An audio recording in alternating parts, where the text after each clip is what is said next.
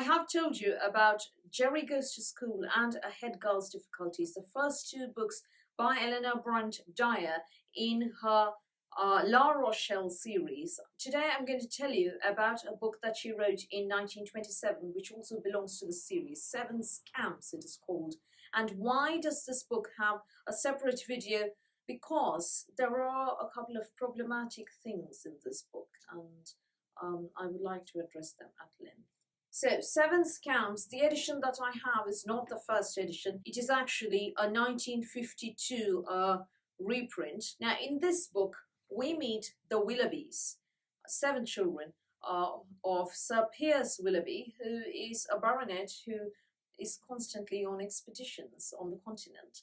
And the children are growing up in Manor House at Stane Winting with a couple of a housekeeper, a cook, and a couple of other staff. Lady Willoughby was an Australian, so her relations are all in Australia, while Sir Piers only has a younger brother, described as a festive youth. That is Nigel Willoughby, and he is at Oxford. Now, the children are the eldest, Madeline Willoughby, or Maids Willoughby, she's 17, Reginald, or Rex Willoughby, who is the heir to the Manor House and to the title. He is 16, he had rheumatic fever, and his health isn't, perfect. The next is Marjolaine, or Marjo Willoughby, she's 14. Peter Willoughby is 13. David is 11. He is known for being rather blunt, tactless if you like. He talks without thinking, says whatever comes into his head, right away, without the slightest regard for the consequences. I think that is how Mr. Darcy described Bridget Jones, Mark Darcy, that is. And then there's Bernardine, or Dinah Willoughby. She is the one who has the most, of a conscience of all the siblings, and her conscience keeps pricking her whenever, the others get up to some kind of japes. She does join in there. She, unfortunately, one of her shoulders is higher than the other, so she's very conscious about this, and in this book she undergoes an operation that puts her right. The youngest is Tim Willoughby, who is 5 years old. Unfortunately, he actually has a lisp, and when I don't mean the lisp is unfortunate. I said unfortunately because, unfortunately, in certain instances, he actually has the maturity of a 2-year-old in this book. Maybe it is because, children were treated or were babied for longer in those days. That wasn't my impression. But, in Tim Willoughby's case, he does talk like a 2-year-old. I don't mean the lisp at all. The lisp is fine. Children can lisp, I had a tongue tie, which was put right when I was 6 years old. So, yeah. And their housekeeper, Mrs. Welland, is called the River, obviously is nicknamed by the Scamps. And the curate is Mr. Eltringham, and he is trying to tutor the boys, and he is trying to keep everybody in line, and the children resent this because the curate isn't exactly too old, nor is he, particularly responsible for them. Fans of the Chalet School might be familiar with the name Eltringham. Yeah, we're getting there. Calm down. So, when the book opens, the children are described. The opening line is very interesting. Listen to this. The new vicar's wife always spoke of them as those poor motherless children. She had only known them 5 weeks, which is some excuse. The curate, who had the advantage of having known them 2 years, generally called them those imps. The farmers and the village folk referred to them simply as them brats or squires. Certainly, they had a terrible reputation in their own part of the country. Now, when the book opens, the Scamps, or the 7 children, decide that it might be a good idea to take their hammocks outside and sleep outside for a whole night. Here, they're heedless. They're a bit reckless. They're thoughtless as well, because, Dinah, Bernardine, isn't the most fit children. She's also quite inclined to be nervy, so they could have left her out, which she wouldn't have liked. Tim, again, is easily upset, a very high-spirited child, so they stopped to think. They just decided to have an adventure. There's nothing wrong in spending a night out in the hammocks. Unfortunately, Dinah, obviously, is scared by owls hooting in the night, and the resulting mess indeed, leads to a lot of people, the housekeeper, the curate, and the children, Rex and Maidie, writing to Sir Piers Willoughby, imploring that he comes home. He is actually in Egypt at the time. And reading all these letters, that is when, see, this is an example of bad parenting. These children are suffering from neglect. That is the main thing that I see. I think in that era, there were a lot of instances where the parents, often titled gentry parents, who stayed on the continent, who had their own explorations and, trips to go on, and the children were raised by a housekeeper or a nanny, and there were problems as a result. So suddenly he's conscience stricken and decides that he needs to do something about his children. So he decides to marry out of duty, and he marries a Norwegian woman because he was attracted to said Norwegian woman's daughter's blonde pigtails. What a reason to marry somebody. Hi, will you marry me? I really like your daughter's pigtails. I really hope he didn't propose that way. Now, I know this is a millennial talking in the 21st century, but yeah, even then, back in those days, I doubt anybody married because they were attracted to that person's child's blonde pigtails. Sir Piers does seem to have a hair fetish, though. He insists on his daughter's hair not being cut off, and Margot Willoughby and Dinah Willoughby in particular want to cut off their hair in hot weather. So, and he won't hear of it, he won't allow it. So I think he has a bit of a hair fetish, that man. Weird. Anyway, he does marry in Egypt, this woman that he met, and for reasons best known to himself, he decides not to inform his children, including his 17-year-old daughter, who's almost 18, who has left the schoolroom, of his second marriage. He just says, I'm coming home. He doesn't say, I'm bringing along a new mama for you, or anything of the sort, or you have a new stepsister. And this is sort of sprung upon the children. It is when they see their father that they see there's another woman who is now Lady Willoughby, and they also have a new stepsister. That is when they realize this. Talk about a shock, The eldest two are 17 and 16 respectively. They should have been informed, definitely. The housekeeper wanted them to be informed. The housekeeper knew about this. But your own child doesn't? That is the ultimate betrayal. This is why I feel that Sir Piers Willoughby wasn't a good parent. This book is an example of bad parenting. And it gets worse. The new Lady Willoughby wants to, have peace between herself and her new stepchildren, and says, Madeline, I know you are not pleased, but I do want to be your friend if you will let me. Won't you be friends? And Maidie says, I will call you what you wish, certainly. As for friendship, is it not rather early in the day to make such vows? Yeah, they just met. Yeah, we'll see. You don't say, let's be best friends for life to somebody you've just met. Maybe, a week later, but not on the same day. And Britta, who adored her pretty young mother, saw the hurt colour in that mother's face, and sudden hatred for the girl who had brought it there flamed up in her. She sprang forward, her fists clenched, her blue eyes nearly as dark as Maidie's own with the anger in her. How dare you speak so to my mother, she cried. You are nobody, nothing.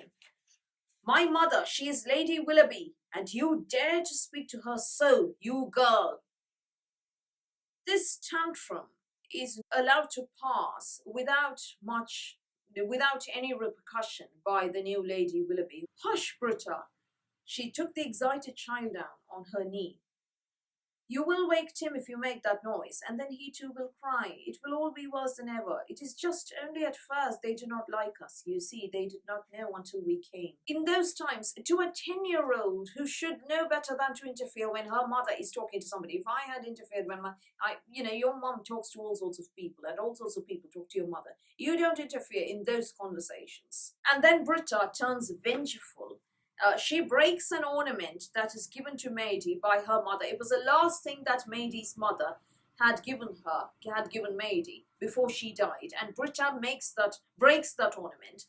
And again, there is absolutely no discipline. Listen to this. I'm glad I broke your old thing, burst out Britta. She's glad that she broke the last ornament, the last gift, the last thing that Maidie's mother gave Maidie before she died. Britta's mother, the new Lady Willoughby, says, Britta, Her mother looked at her in surprise, not anger, surprise, not disappointment, surprise. How can you be so naughty? I met her, Madeline, and she was crying. I am sorry if she has broken any of your treasures, and it shall be replaced at once, but I cannot allow you to ill-treat her. What is it she has broken? Tell me, and I will get another as soon as possible. Oh, you could give me another figure. I don't doubt that, but that was the last thing my mother gave me before she died, the very last thing.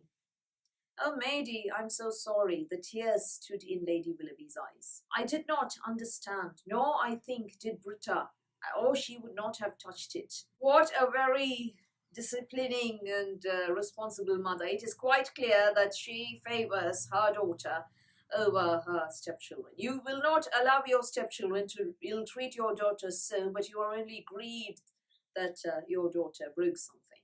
So Maidie decides to pursue her music.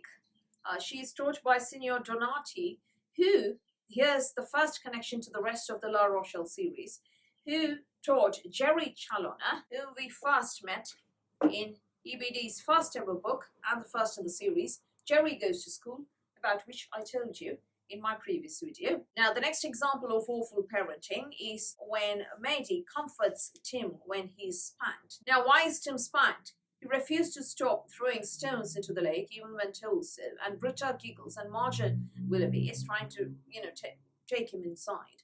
So he screams. He's 5 years old, and Sir Piers loses his temper, goes into the library and spanks the boy, who is very upset about this. He is an easily upset, high-strung child. He's 5 years old, mind you, and the spanking from his father upsets him all the more. So he goes to Maidie, his eldest sister, who resembles their mother, and Maidie comforts him. And Sir Piers sees this and punishes Maidie as well. Awful parenting, without even trying to think what has happened. Why has this child been crying? Why is Maidie comforting him? So Tim works himself up into a crying fit that night and takes ill, and only Maidie can comfort him. And then, Sir Piers regrets the spanking, but it's too late. Why do you have to shoot first and ask questions later? You haven't seen your children in forever. You've come back and sprung upon them a stepmother and a spoiled stepsister who tells tales and is vengeful. And you spank your 5-year-old child without disciplining said 10-year-old stepdaughter. And you punish your 17-year-old eldest child for comforting the 5-year-old whom you spanked brutally. And now you regret it. Awful parenting. If there's one character in this book whom I thoroughly dislike, it is Sir Piers Willoughby. And then Dinah has to have an operation. And she insists that she wants Maidie Willoughby, who again resembles their mother, so she is in demand. And Maidie and Sir Piers go to town for the operation. And during this time, Lady Willoughby decides to take Tim to church because he's never been. He's 5 years old, and the others tell her that there is a reason Tim hasn't been to church. But does she listen to reason? No, the new Lady Willoughby knows best, doesn't she? He confesses to all his naughtiness in church. He also talks aloud in church. Marjo, are there fishes and animals in heaven? At the top of his voice, very nice kid. Marjo, is God above the sky? All in church, very, very nice. Everybody has a twinkle in their eye.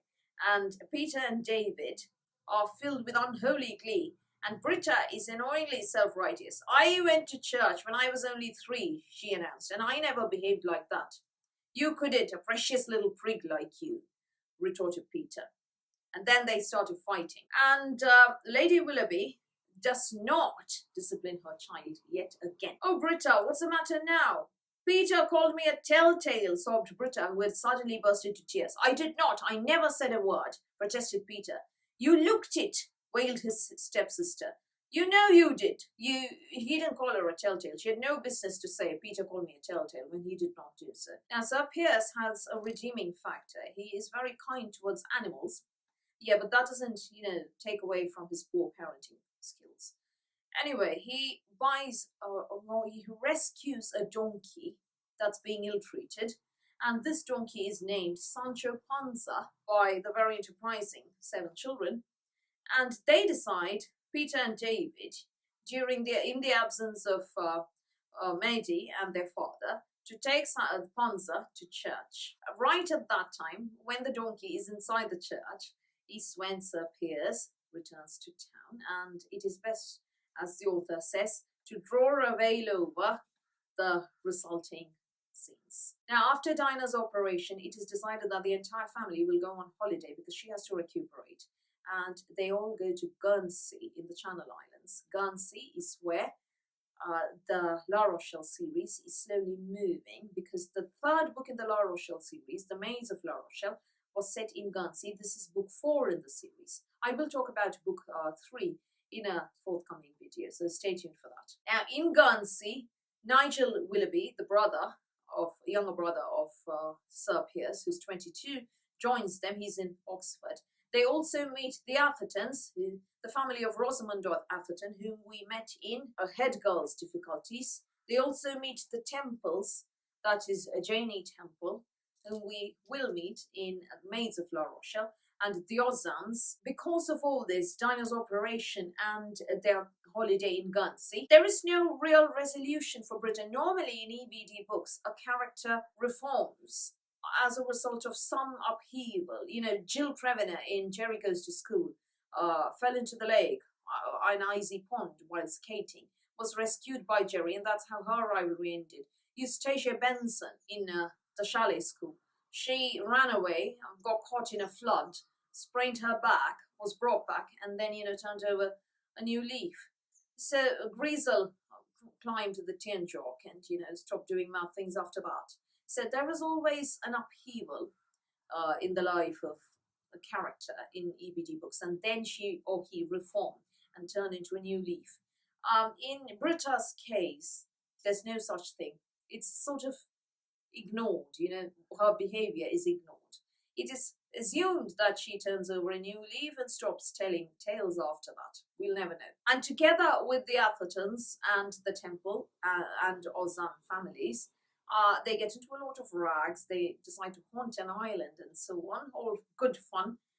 Now, here is where there is a problem. This book, written in 1927, has a chapter called The Judgment Day. The younger children find an article in a newspaper that says, "The day of judgment at hand, it is coming tomorrow," the very following day, August the 21st. August the 21st, Pauline interrupted him. "Why, that's tomorrow." This is in a newspaper, mind you, and the headline is "The Day of Judgment at Hand." "How can you tell?" Dinah was wringing her hands. "Doesn't it say in the Bible that it will come suddenly, but that there will be a sign in the sky for all God's people to see and know it? The Bible says only God's people will see it, and I'm sure we've done wrong things enough not to be." "No, we haven't," said Peter stoutly. "We're only children. It isn't wickedness in children, it's only being naughty. And these children decide to ask an adult, a grown-up, if this is true. Unfortunately, they meet Peter Chester. Dr. Peter Chester is the husband of Anne Chester, formerly Anne Temple, the elder sister of Janey Temple, first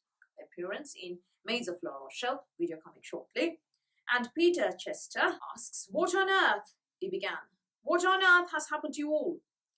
David produced a fatal newspaper. "It is Judgment Day tomorrow," he said. "We're preparing for it. Now, Dr. Peter was a very nice man indeed, but he was a dreadful tease, so it was a great pity that he should have seen the children before Mr. Atherton." He now took the paper, glanced at the paragraph over which he'd already chuckled heartily that morning, and then shook his head solemnly. "Do you think it's true?" asked Pauline, who certainly should have known him better. "My dear kid, it's printed," he said seriously. "It's in a newspaper. I'd advise you all to be as good as you can today to make up as much as possible for all the bad things you've done. You better begin by helping to fetch dinner down. You'll be all right if only you can keep it up till 12 o'clock tomorrow. Keep it up. There were never better children than that 7 all day that day." Even Noel and Tim were infected by the example the others set them, and were strictly obedient to the point of going off to bed at 6:30, while the others went at 7:30, Pauline inviting herself to sleep with Jose. Now, why is this a problem? This is the book, The Story Girl, written by L.M. Montgomery. Some of you may have read it. I will talk about this book in detail another time. This book was written in 1910, a whole 17 years before Seven Scamps was published. Page 143. And Felix King is rushing into the orchard. "Felix King, what has scared you?" He holds out the newspaper. "Look, Read, do you think it's true? The end of the world is coming tomorrow at 2 o'clock in the afternoon. The story girl snatched the paper. I'm not reading every part of this, every word, mind you. The story girl snatched the paper and read the announcement to a group on which sudden, tense silence had fallen. Under a sensational headline, "The last trump will sound at 2 o'clock tomorrow," was a paragraph to the effect that the leader of certain noted sect in the United States had predicted that August 12th would be Judgment Day. So that is August 12th. And this is August 21st, mind you. And the children in the story girl decide to appeal to a grown-up. And they decide to ask Uncle Roger, who, unfortunately, like Peter Chester, likes to tease the children. "Uncle Roger," said the story girl, the golden notes of her voice. "Sorry, it's raining, the sun's behind a cloud. There's noise from the rain, and, the sun's gone. Sorry." "Uncle Roger," said the story girl, the golden notes of her voice threaded with fear and appeal. "The Enterprise says that tomorrow is the Judgment Day. Is it?" "I'm afraid so," said Uncle Roger gravely. "The Enterprise is always very careful to print only reliable news. People won't believe it until it's too late. I'm going straight to Markdale to pay a man there some money I owe him, and after dinner I'm going to Summerside to buy me a new suit. My old one is too shabby for Judgment Day." And just like Pauline inviting herself to stay over with Josie Atherton, the story girl, Sarah Stanley, asked for permission to stay with Felicity and Cecily all night. And just like the 7 Scamps, these children in the story girl all, lend each other, or return the things that they borrowed, give each other things that the other has coveted from them, and so on, and are very good to each other. And I shouldn't say just like the 7 Scamps, because the 7 Scamps was written in 1927, and the story girl was written in 1910. So, coincidence, you may think. Wait. The very next chapter in 7 Scamps is titled Great Aunt Ella Pays a Visit. This is a rag to which Francisca Atherton gets up to. She dresses up as their great aunt Ella and takes everybody, all the children in, and she talks down to the Willoughbys and to the Athertons, all of whom are taken in until Nigel Willoughby finds out that this is actually Francisca dressed up.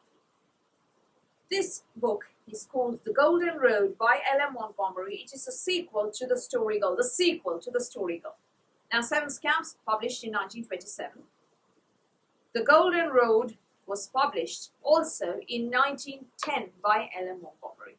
The chapter here, Great Aunt Ella Pays a Visit, is the title in the 7 Scamps. Story Girl, Great Aunt Eliza's Visit. Great Aunt Eliza pays a visit. This isn't Great Aunt Eliza who arrives to visit the King Homestead, to visit the story girl and the family. It is actually the governor's wife. But these children who were expecting Great Aunt Eliza think that this is Great Aunt Eliza and treat her as such. And Great Aunt Eliza is deaf. The governor's wife is not.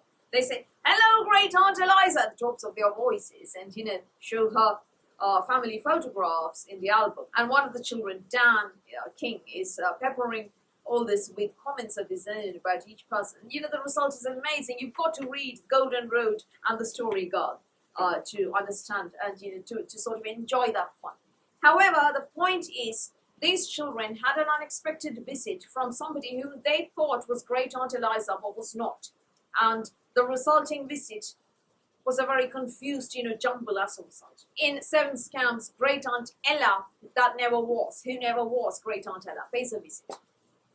Did Elinor Brent-Dyer read L.M. Montgomery? Was she aware that in The Story Girl and The Golden Road were 2 very, very, very similar incidents? The Judgment Day rumor. In a newspaper, there is a headline that says, "Judgment Day is tomorrow."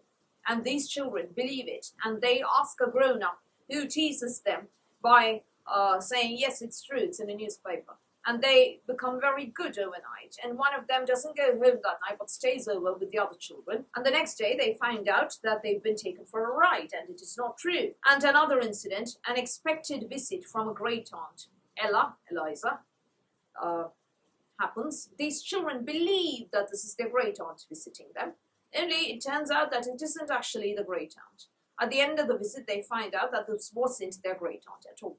Now, one incident I can understand, coincidence. Maybe but two incidents taken from two books in one series by one author, 17 years later, written one chapter after the other. Great Aunt Ella, Great Aunt Eliza, Judgment Day, Judgment Day. One child staying overnight, one child staying overnight. Asking the one adult who likes teasing these children for confirmation. Asking the one adult, Uncle Roger, Dr. Peter Chester. I am utterly shocked by this. In those days, there was no social media. There probably weren't. I mean, EBD was huge in the UK, obviously, and parts of the Commonwealth, and later parts of Europe, because the Chalet School was set in Europe. Ella Montgomery, Canada, United States, and the British Commonwealth. Was there, I've searched and searched on the internet, and I haven't found any mention of any attention being drawn to these two glaring similarities in both books. Was there no one else who's noticed this? Is it true? Did EBD know? Did she find inspiration from Ella Montgomery's The Story Girl and the Golden Road?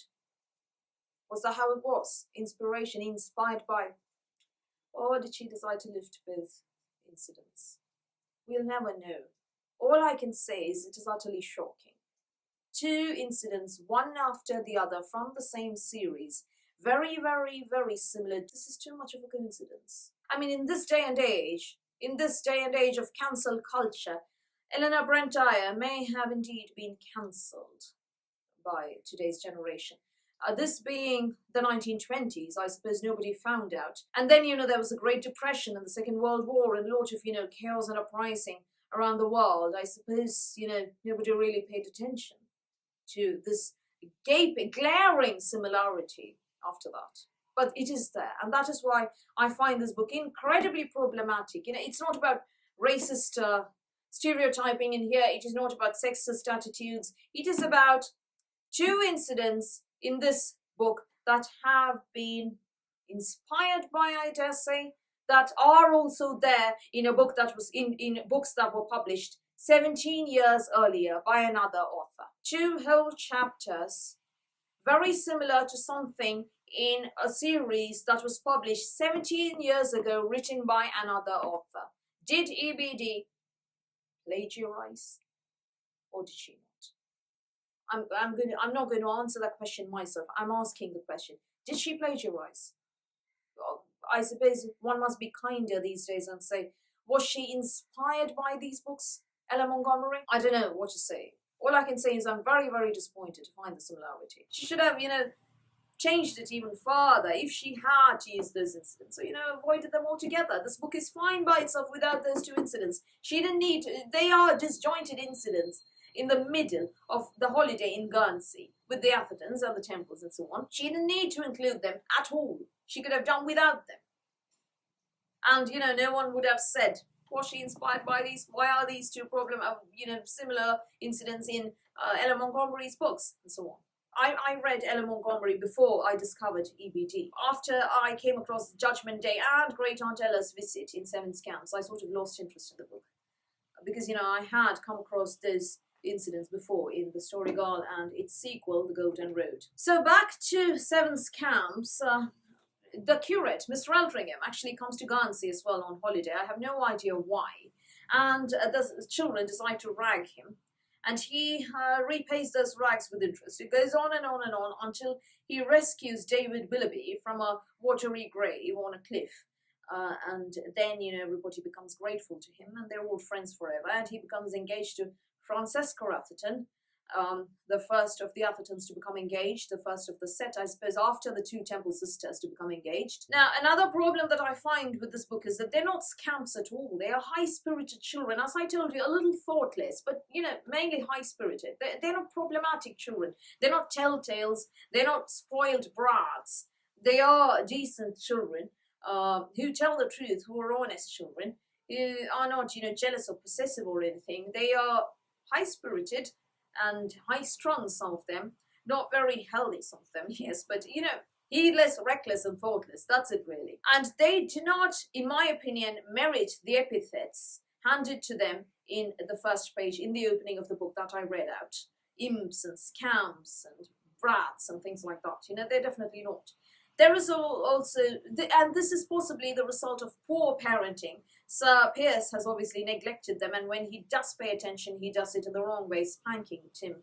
Corporal punishment, most unnecessary in this instance especially, and that child is very, very sensitive. And Britta obviously blatantly favoured by her mother, definitely, and possibly by her stepfather as well. Anyway, all in all, 7 Scamps, without those 2 chapters, would possibly have been a good book for me in this series. But because of those 2 chapters, remains easily so far my least favourite EBD book. Not outside of the Chalet School. Within the Chalet School series, there are a few I don't like.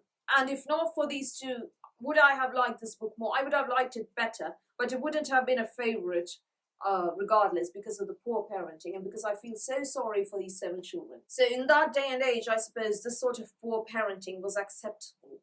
But, you know, corporal punishment was also acceptable at the time.